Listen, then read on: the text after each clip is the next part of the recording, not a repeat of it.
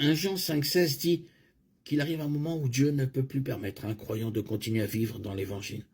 Dans Actes 5, 1, 10 et 1 Corinthiens 11, 28, 32, Dieu a traité le péché intentionnel et calculé dans l'Église en prenant la vie physique du pécheur. C'est peut-être aussi ce que Paul entend par la destruction de la chair dans 1 Corinthiens 5, 5.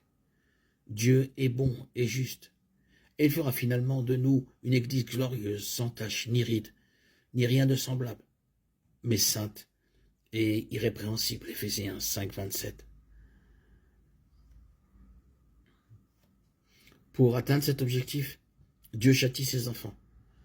Que le Seigneur nous préserve de la dureté de cœur qui nous conduirait à commettre le péché qui conduit à la mort.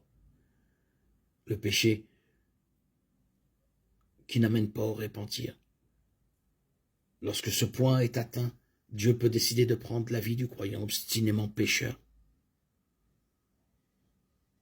La mort est la mort physique.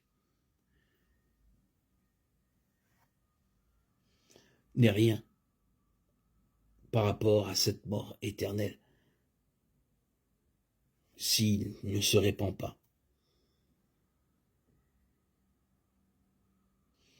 Dieu purifie parfois son Église en retirant ceux qui lui désobéissent délibérément et ne recherchent pas à se repentir.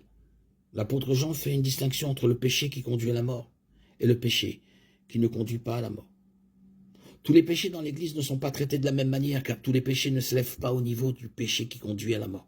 Jean dit que nous devons prier pour les chrétiens qui pêchent et que Dieu entendra nos prières. Cependant, il peut arriver un moment où Dieu décide d'abréger la vie d'un croyant à cause d'un péché non repenti. Les prières pour une telle personne qui a été indifférente